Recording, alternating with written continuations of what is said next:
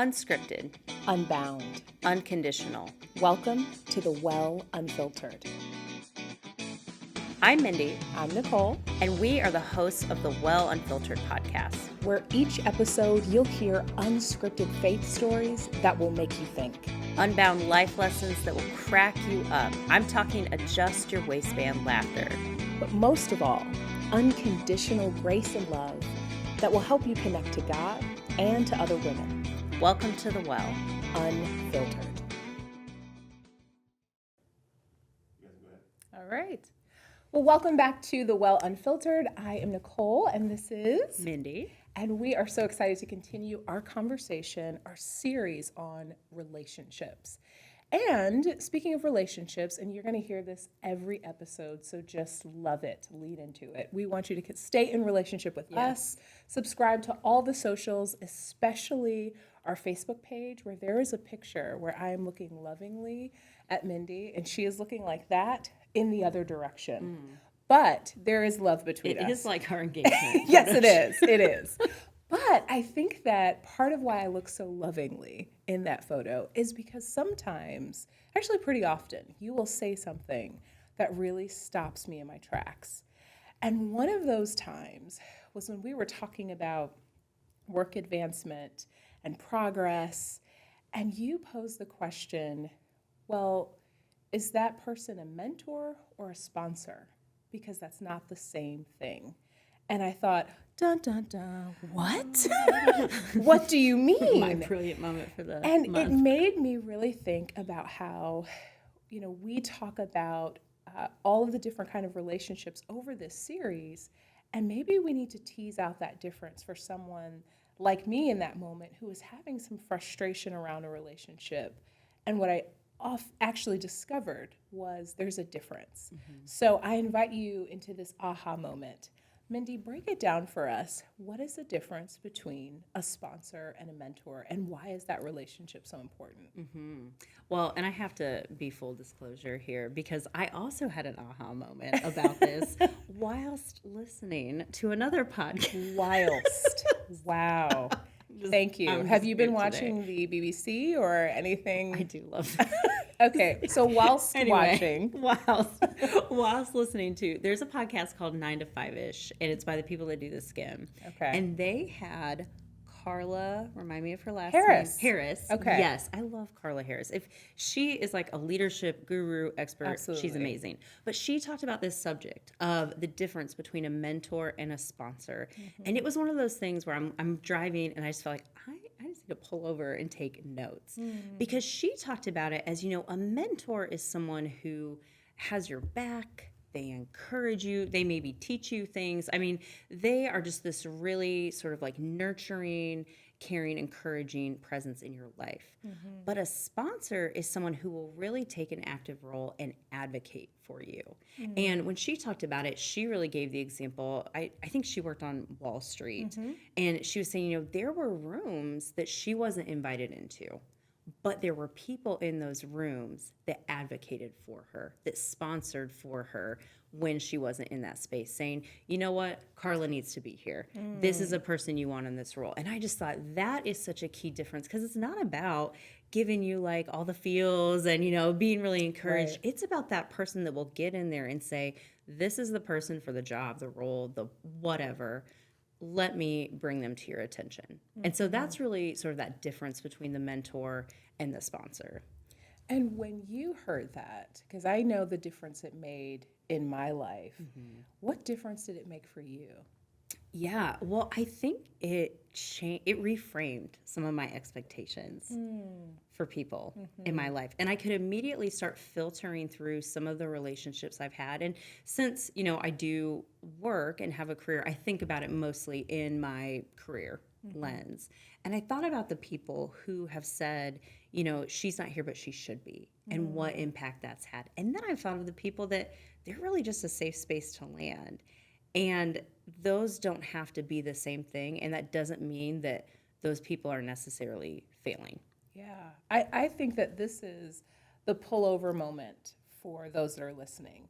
to really think about maybe your frustration, or I should say our frustration with different relationships in our lives are not that the person isn't, loving or supportive, but that we're expecting them to live into a role that they don't occupy in our lives. So you've talked about, and I wonder if we could think about it this way, if we were to maybe I'm thinking about the homework I did with Olivia last night, one sentence to describe like the difference. So the mentor does this and the sponsor does what? How would we finish that? Ooh, I like this, like being so concise. I'm not the most concise person. You are, though. You have these one-liners that challenge me. I think if I was going to put them, like boil the mentor down to a sentence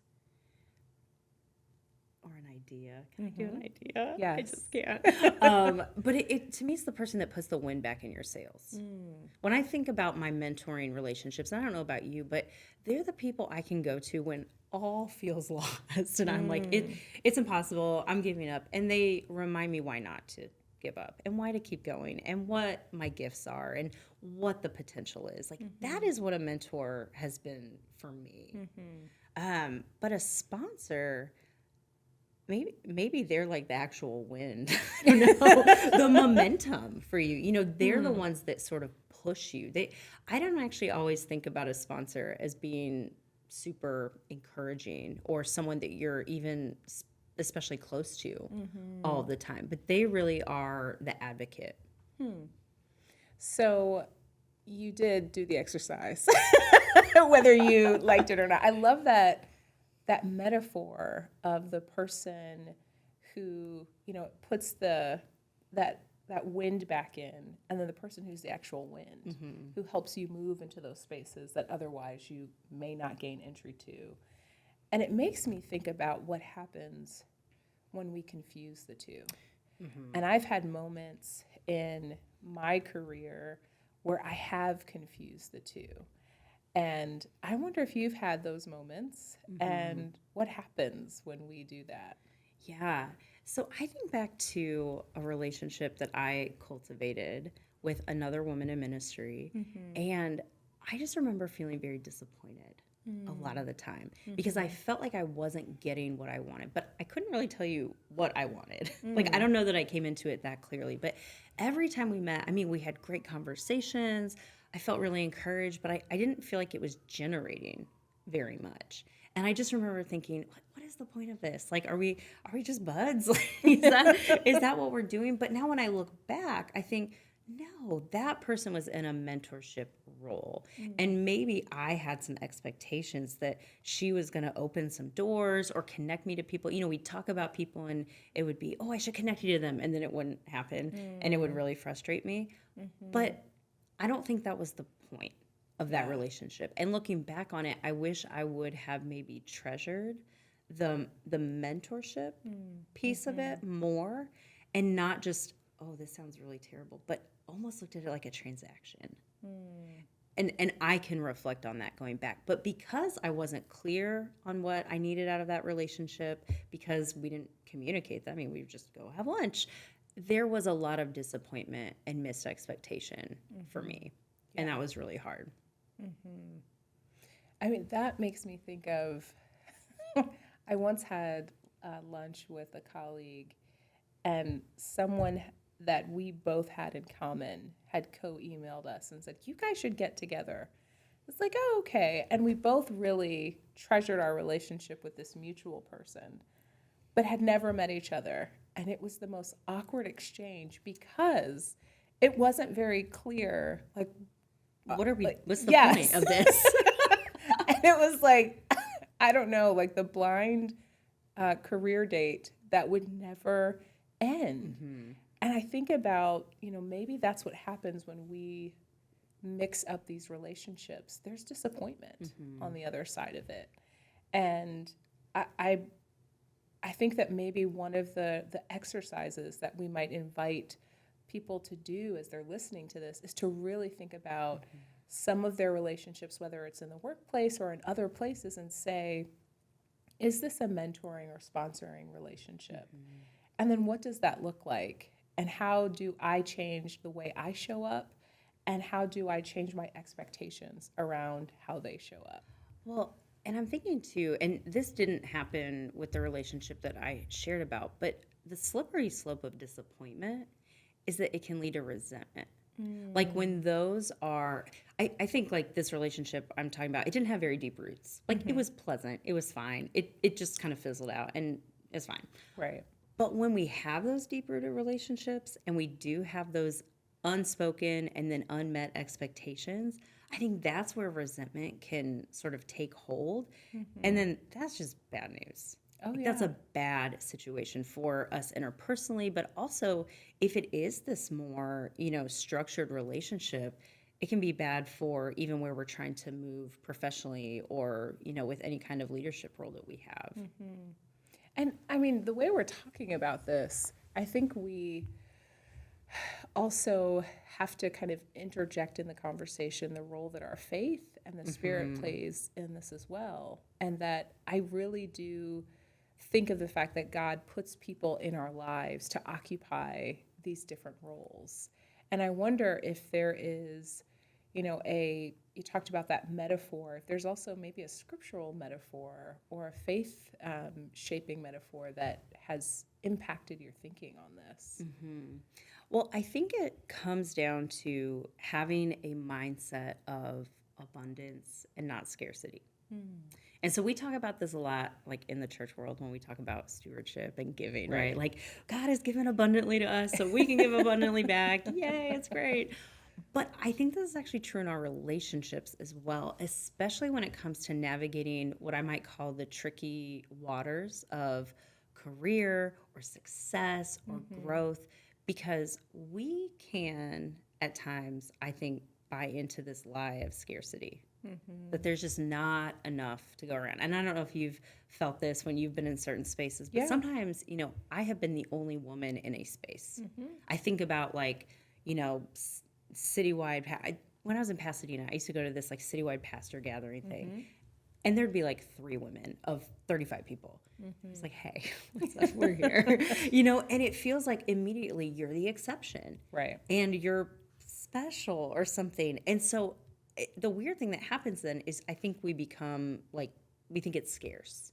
Our presence is scarce. Like, well, I'm the only one, so I've got to guard my territory. I've got to, move in my own direction, and I can't bring other people along with me. And I have found in these relationships, the minute that scarcity gets injected into them, that's when the whole thing falls apart.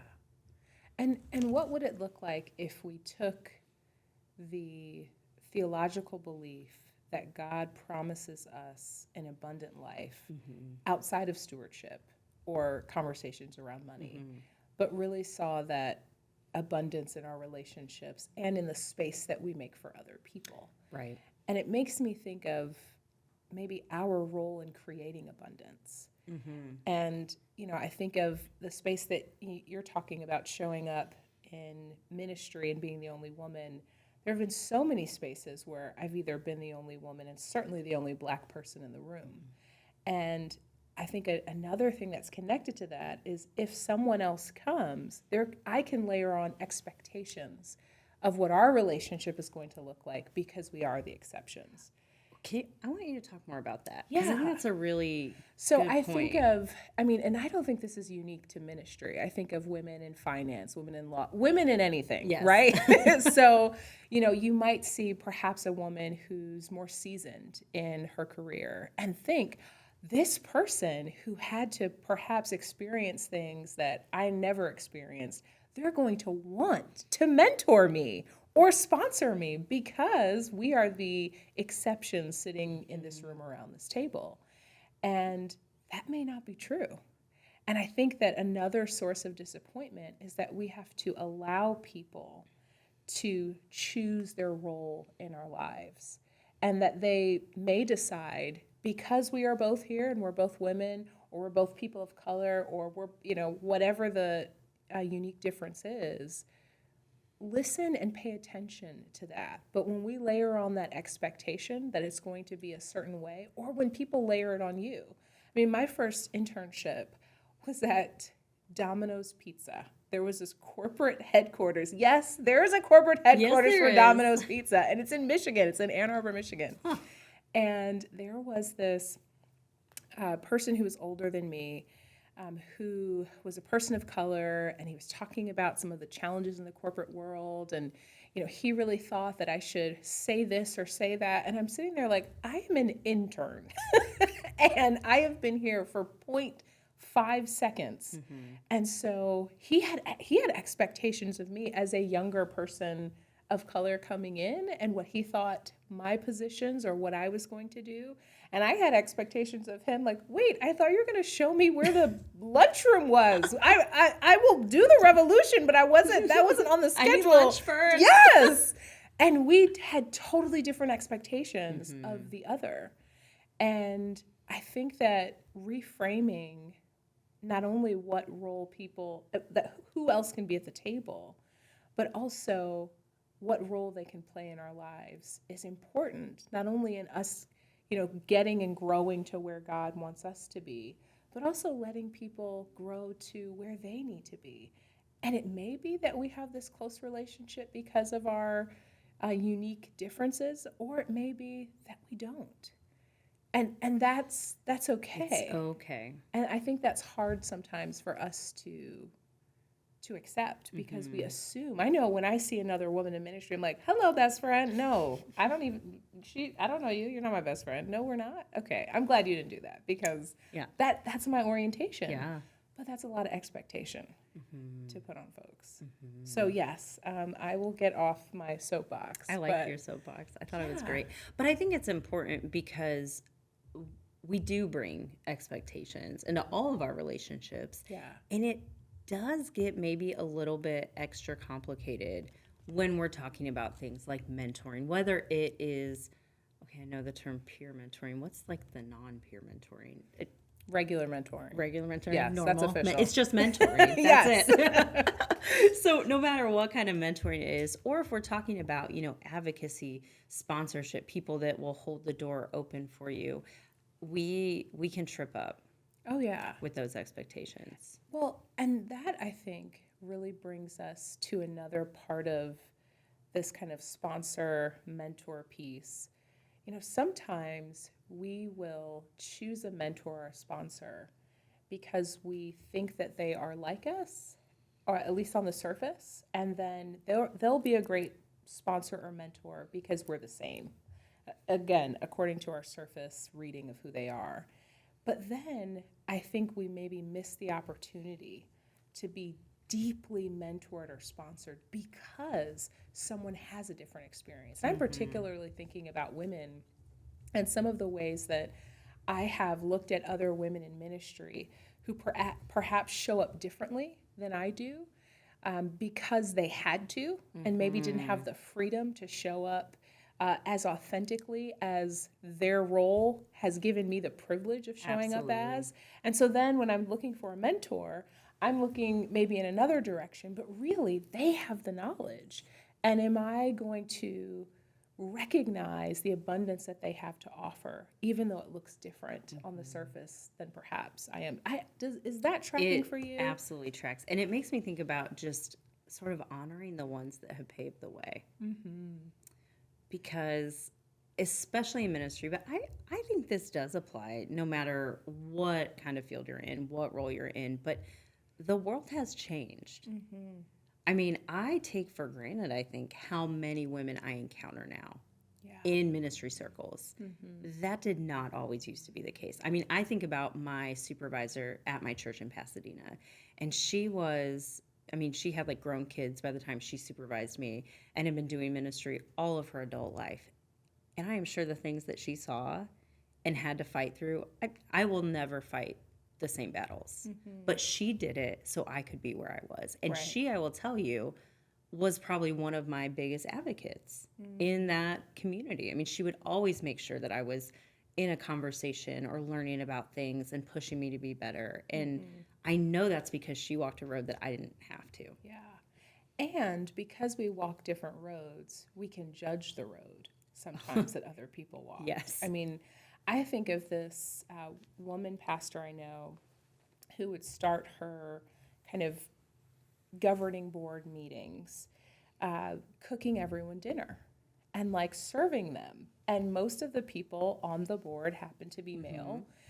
And I'm, in seminary and I'm thinking, oh no, like all of my womanist and feminist Christianity would say that as the kind of woman in charge, she's taking this domestic role. And after, she's serving everyone, and then she's smiling and making most of the decisions. And I just sat there in awe of what I saw on the surface, but didn't really recognize, oh my gosh, this relational leadership that she's got going on here doesn't look like what we talk about in our, feminism of scripture texts or class.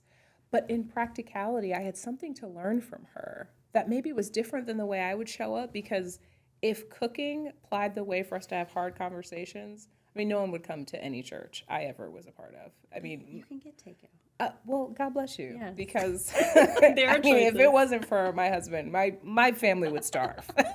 But it made an impression on me in terms of how we not only need to have freedom in the roles that people can play in our lives, but in what leadership looks like.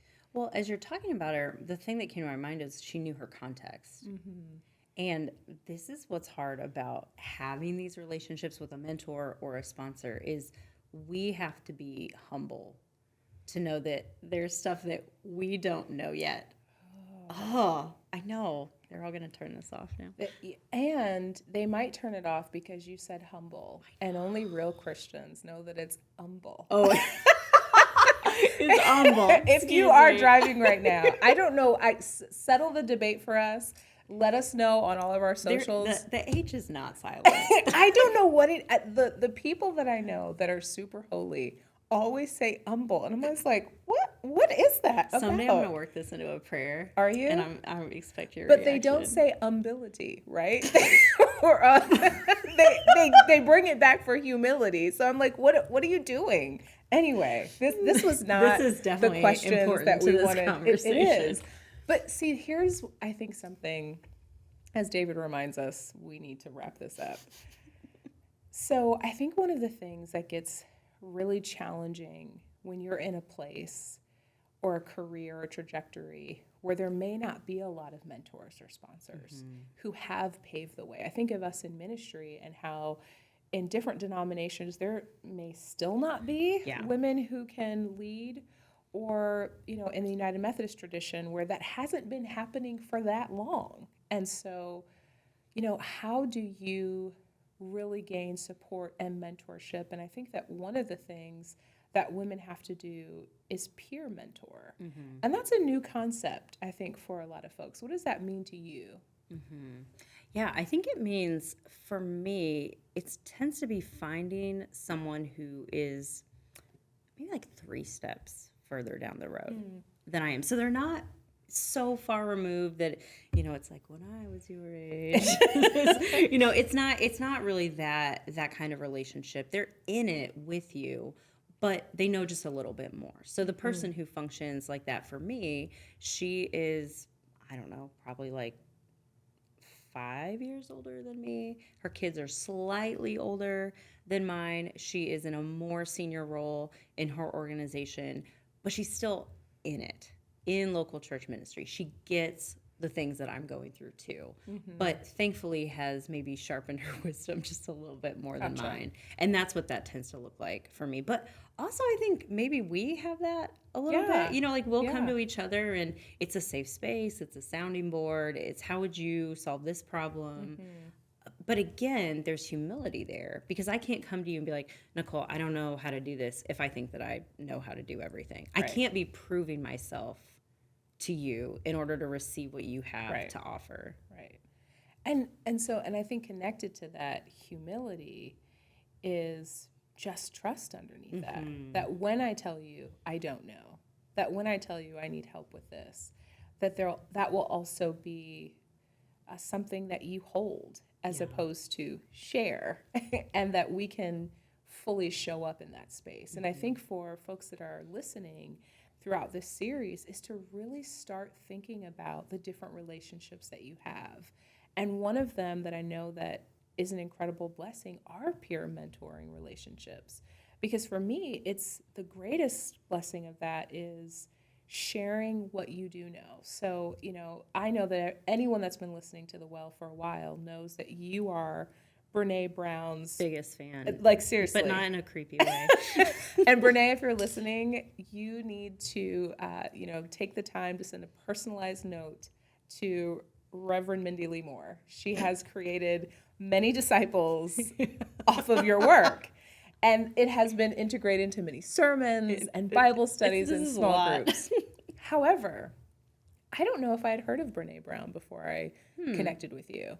And there's usually not a conversation where you're not saying, I've listened to this podcast or I read this book. And I think that sometimes we think we can only learn from people that are 5 or 10 steps ahead. But we do have something to learn from the person that's sitting next to us. And it could be just the thing that we need in our own leadership or growth and abundance. And so I just invite you, as you're listening, to think about, who are my sponsors? Who are my mentors?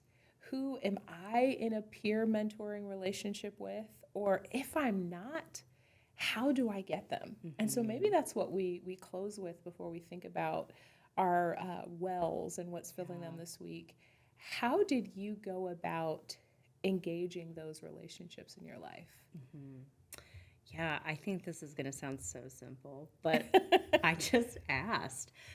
It's not simple because that requires a lot of risk and feeling like, it's like when you go up to someone, you're like, will you be my friend? Will you be my mentor? That's kind of what I did with the woman that I referenced just a minute ago, who's so valuable to me, is I just emailed her and I said, hey, I think you're awesome. We've met a couple of times. Would you consider, taking me on in like a coaching, mentoring relationship? And I hit send and I wanted to throw up because I was like, well, she might get this and be like, I don't even remember meeting you. This is awkward. But that's not what happened. She was super excited to do that. And it's grown deep roots because I just asked a question. Yeah. I think that is such great advice. And what I would also offer is, if you seek that relationship out, then asking yourself, what am I willing to invest in it? Because some of the mentoring relationships, because you talked about transactional, it doesn't matter if it's sponsoring, peer mentoring, or just straight up, we're calling it regular mentoring, right? When people feel like you are just extracting something from them, it almost never goes well. Because people can sense that immediately.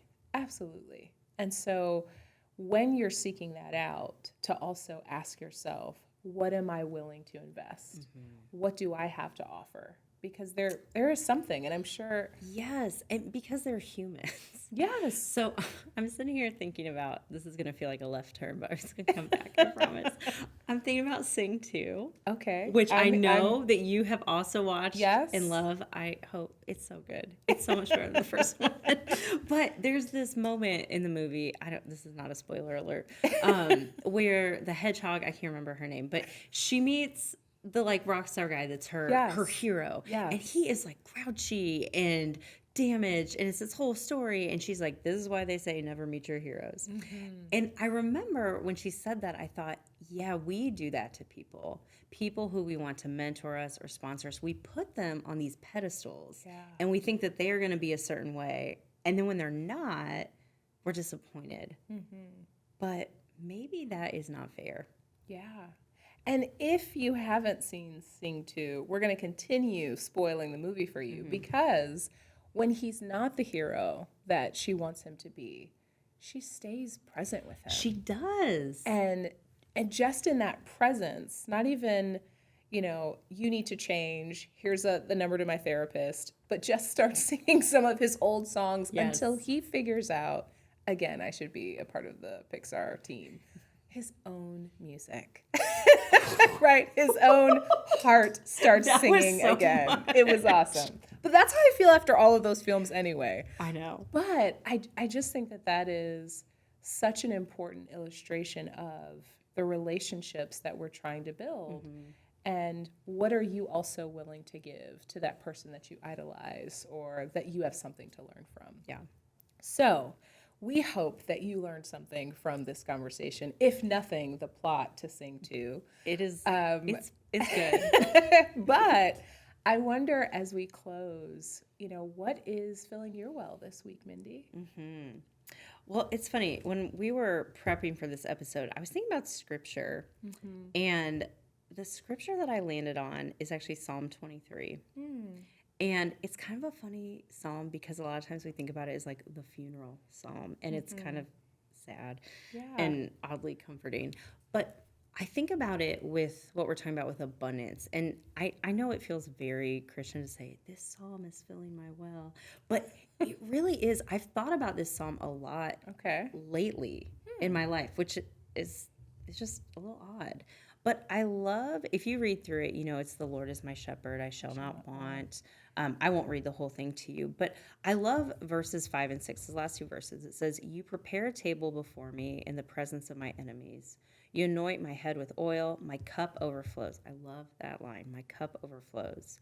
Surely goodness and mercy shall follow me all the days of my life, and I shall dwell in the house of the Lord my whole life long. Mm-hmm. And so I've been thinking a lot about what does it mean to live a life where I feel like my cup overflows and I'm dwelling in God's goodness. And when you think about your life that way, it just reframes a lot of the things that we're going through. I mean, when we're recording this, which literally could be any time right now because it's 2020 through 2022, the hot mess. But the world is hard. Right. The world is really hard. And so I feel like what's filling my well is remembering that like God is at work even in the midst of that. And it's through people too, like those people that walk with me and love me and that hopefully I get to walk with as well. So as you were reading that, I could only hear the voice of my childhood pastor who was like a Baptist-costal. And look that term up. So he once preached a sermon just on surely. Like just that word and what it meant to have that absolute assurance that surely God is going to do this for me. Surely God is present. Also there's just the very real experience of growing up in a Black church. And I'm like, surely, like there's just a different way of saying it. And I was waiting for you to say that, but it didn't happen. It didn't happen. And I'm so sorry. I just had to inject that. But that is actually filling my well, which I had another answer that was like about my children, but forget about them. This idea, because the world seems so hard right now, and also forming new relationships feels so risky. Yes. Just that word, surely, is what's filling my well. So I invite you, wherever you are, to think about what's filling your well. Maybe it is Sing 2. Maybe it's a sponsor, a mentor, a peer mentor, or just that one word of God that you're holding on to until we come back again to the next episode of The Well. Yeah, we'll see you next time.